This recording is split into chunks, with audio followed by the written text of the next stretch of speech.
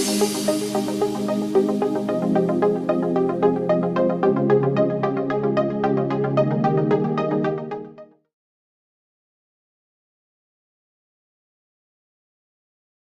afternoon.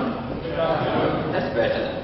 So I was quite challenging, to stay after lunch and listen presentation after presentation, and I've gone through it. So I really appreciate, having those, kind of gut sense. Okay, I'll come sit, I will listen, and I'll give my 100%.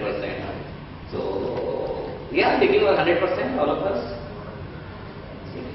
I understand. So it's tough. So see, what I will probably do is that, I really don't want to load you with too many things. I have so much to talk, but I know, I cannot talk so many things here. So I'm going to, I'll try to keep it interactive, as much as possible. There is selfishness kind of it. I keep interactive, I understand. I was standing back and it's a very nice, feeling the lights are dim and you feel like closing your eyes for some time and then you open it up. So it's quite difficult. So I will, you can ask questions if required. Idea is not that I speak, you have to understand everything. It is difficult. You will not able to, neither I will able to. So if you come across something, I have so many things, but I really don't have to take it to the end of it. We can always catch up. We have a stall here and we can discuss, more stuff there. So feel free to ask anything and I will really appreciate that. So I'm talking about next generation firewalls. Not really. I'm talking about what is next generation firewall, right? So we have all been hearing about the firewalls and the changes which is happening on the security industry overall, and then what was coming with the next generation firewall perspective. So I will keep product as low as possible and talk more from the concept perspective. So it's very important to understand when we are looking for next generation firewalls, what is those next generation threats which we are trying to counter attack with the firewalls. And let me, accept it upfront. Any security companies are always behind so-called hackers. They are the guys who are more innovative than any security companies. They come out with something, and then we guys wake up and say, okay, we got to counter attack, and we come out with something else. So it is because of those guys, firewall was doing good, the UTMs were doing very, very good, and then those guys said, no, enough, let's do something more, and they brought in different kinds of attack, which has made a lot of CIOs and a lot of security heads to relook the security strategy kind of it. So let me run you through quickly some interesting facts about the changing threat perspective, what is happening. I'm not sure how many of you would really remember the statement given by Bill Gates. Right? Anyone of you remember this statement? Anyone has come across the statement which said there will be no spam, right? So, and we know the fact, we are still fighting the spams out, and we still have the biggest challenges from the spam perspective, right? So what I'm trying to communicate here is that they don't know what's going to happen tomorrow, right? So in the life, they really don't know. So there's certain challenges today. Let's find out how do we take care of it, and those of it what I have listed down here. I'm not sure how much this slide is visible from the behind, but if you closely go and look onto this slide, there were a lot of attacks, and around 76.56% were the Trojans based attack, right? So Trojans are the program which is installed inside the PC which controls every activity. So you happily think you are doing internet banking, but there's somebody else who's capturing your username and password. Right? So those are the programs who does nothing, happily gets installed and keep monitoring your activity. One fine day you get your receipt, think that so much money has been withdrawn from the bank. Or it could be logging onto your some kind of internal portal which has certain internal confidential information, and you find somebody else is having that. Right? That is because of some Trojan probably running. The fact of the matter is that close to 32% worldwide PCs are infected, are controlled by someone else. Right? And what has made this possible? If we look at the internet bandwidth, what we have the one of the best bandwidth at home itself, 4 MBs and 8 MBs and 12 MB. We are the fastest PC. So we think that we are really giving a very best system and the bandwidth to ourselves, to our family, to our children. But we are also helping the hackers to actually have the powerful PCs to do the remote attacks and remote controls and things like that. So that is the one kind of challenges which has been there for the very, very big way kind of it. The other one is about the zero-day attack. So it is like, the disease which is known can be cured, but the disease which is not known, how do you cure that? Right? So there are so many kind of attack which is happening, that is typically goes on compromising the vulnerability which nobody knows.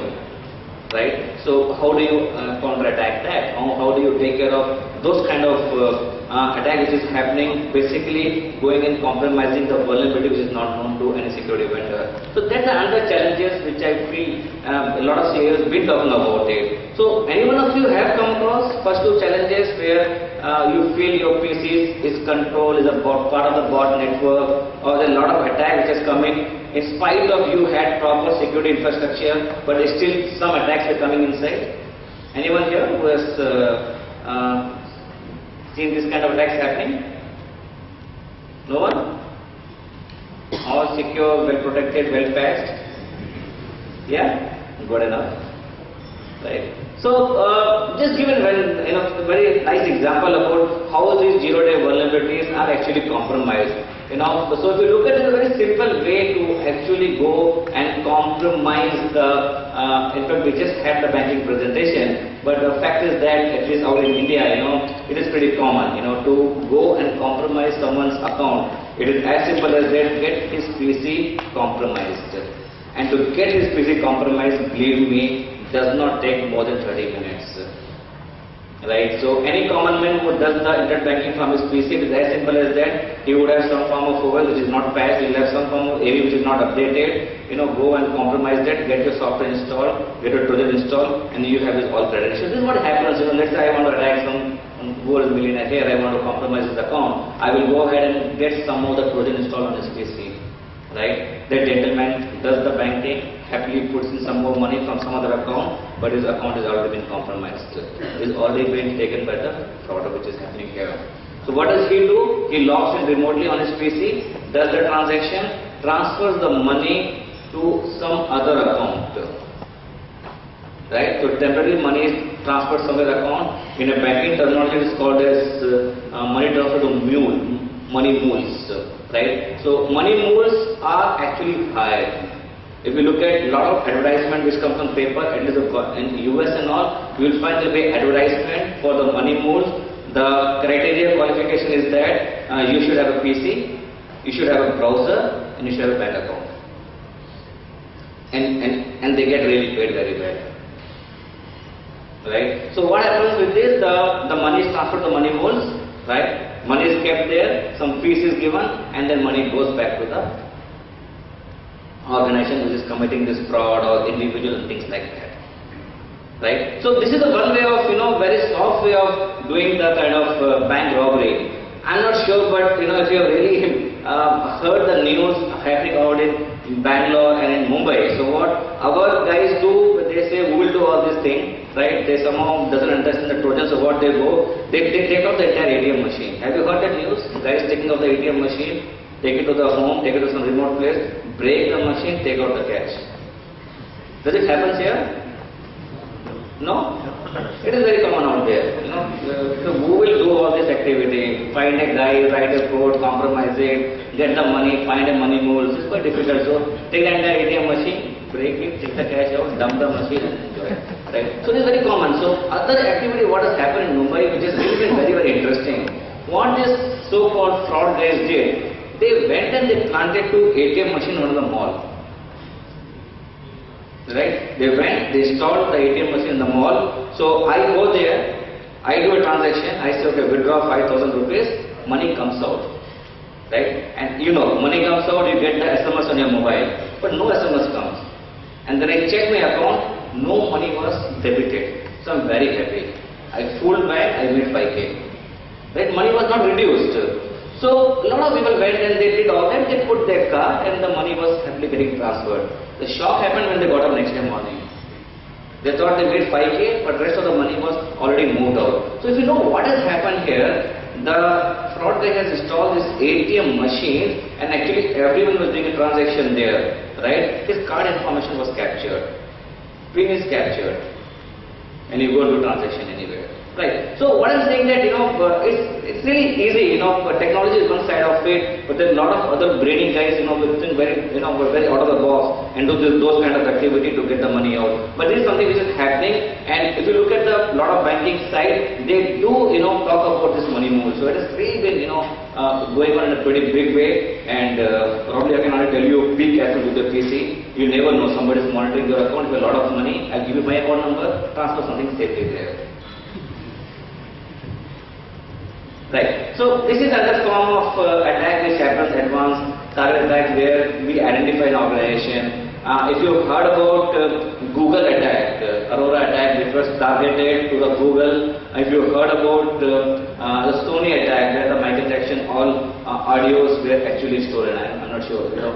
That's something which happened very recently. So this is a very specific to an organization. Let's say I want to attack this particular organization. I go develop my code, I find out which is the machine which can be compromised, and I specifically go and attack that. Right? So Sony PlayStation was become very popular because a lot of Michael Jackson things went out kind of. If you heard about other attacks which is having a Citibank perspective, a lot of information about the bank account were stolen from there. Right? So this is very specific. This is the next challenge. So there is zero-day attacks. There is the ATF is specifically designed to attack specific user or specific organization. So one of it, right? Next is the denial of service. I'm not sure again how many of you have seen it here, but as I told you, more than 32% PCs across the globe is already compromised. You could be one. So what this bot network do? They can launch an attack against any organization, any website, whenever they want it. It is that simple. And it is right happening everywhere. In fact, one of the college, where the reputed college in Bangalore, his website was compromised. It was compromised through this way. Right? And you keep figuring it out, and you never know your own PC in the network would be attacking your server. So that's the reality out there. So there's another form of attack which is getting pretty serious kind of it. And I'm sure here also, do you get mail saying that you have from the bank saying that you have to validate your username and password, bank is doing certain procedure, and it is very important, otherwise your account will be deactivated. Do you get those kind of mails here? Yes? No? Yeah, it happens here. It happens here, get the mail, right? Very nicely formatted, the way the formal mail comes in, and you have to go validate, otherwise tomorrow you will not able to do any transaction with the bank, right? So what do you do? Sorry? You delete the mail. See, fortunately, those kind of people are very, very less. Who actually go and delete the mail. If you look at the population out there, right? So a lot of people really get scared by looking onto it, and those guys really go into validation, and they feel very happy. Oh, my account will not be deactivated. Right? So that's one kind of phishing attack what happens. So what I'm talking here is that a lot of phishing attack which happens against the corporate. So I have a quick question here. I have to listed down the days of the week. I know all of us know Monday to Saturday, Sunday kind of it. So what do you think, which day of the week where the maximum phishing attack happen, the email phishing attacks? Which is the day in a week where the maximum phishing attack actually get launched?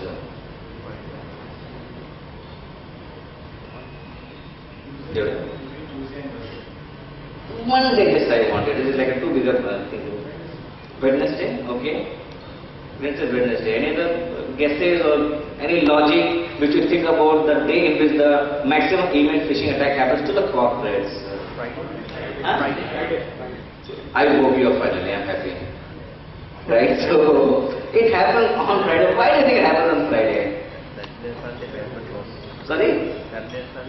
Saturday is off, right? Yeah. But why Friday? It's off. But why Friday this attack happens? Sorry?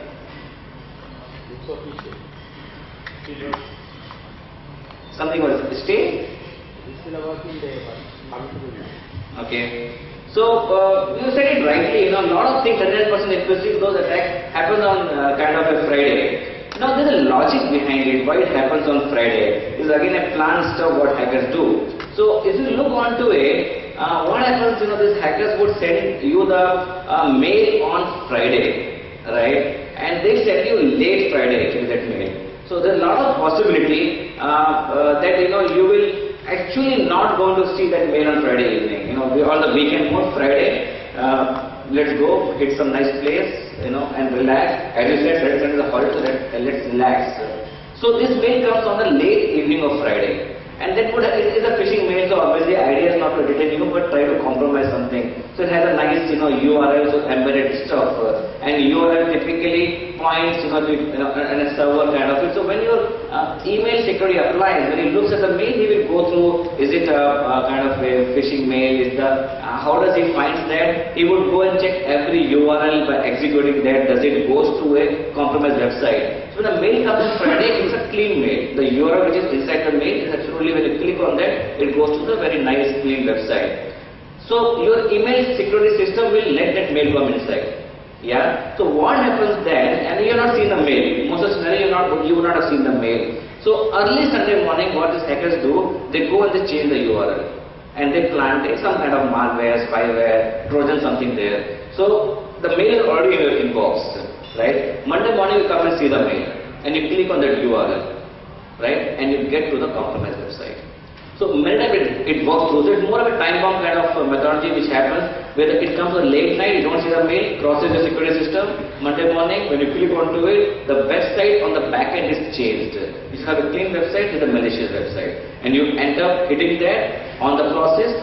That particular program get installed on your PC. So that's another stuff what happens with a lot of attacks. This is something which is happening recently. More and more applications are getting web-based. It's getting difficult to understand which is the genuine application, which is the application which has to be allowed, which has not to be allowed, and everything runs on port 80, right? Everything runs on the HTTP. And once you open the HTTP, you open the thousands of applications. So this is another challenge, and a lot of security mishap happens because you can no more block the applications.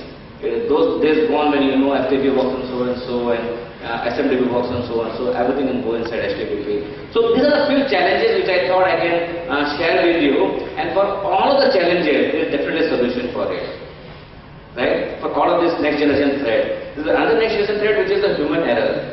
Have you seen that? Your IT guy, your security guy will create a rule, allow everything, and then say attack happened. Right? There is no solution for that.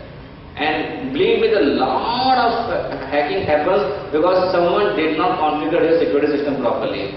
A human error happened, or by mistake he said, don't scan this, or don't, look at this file, let it go clean kind of it. So, so there is a solution for most of the challenges, and then there is a lot of human error which we have to be careful about it. The security administrator or the IT administrator need to really have the process to ensure when they apply the policy, it goes through the change of rule policy control and things like that. So if we come into the solution side of it, how do we address those kind of threats? So there is a solution for it. Typically, all of this comes as part of the next generation firewall. Now, what is next generation firewall? So as you rightly understood, those threats have really gone beyond what current nature of firewall, the stateful or the application aware firewall is supposed to handle. It has gone to a stage where it needs some more intelligence onto the firewall, right? Those intelligence is brought in the form of the next generation firewall. So you'll find different third-party analysts talking about different definitions about it, but I'll get closer to the Gartner. A lot of people do look at the Gartner side of it, and if you look at closely what Gartner talks about it, if you look at the last point, he says that treat your branch also like a main office or main data center. Now why does he say that? Because a lot of attacks can come into the branch because everything is interconnected. A one compromised PC is good enough to go and compromise the entire network. Right? So look at treating your branch as not a simple branch and put up any security stuff there and say it has been taken care. But you understand it connects back to your corporate network or core network, so even then it has to be taken care of it. Second thing is that try to have same security infrastructure as much as possible.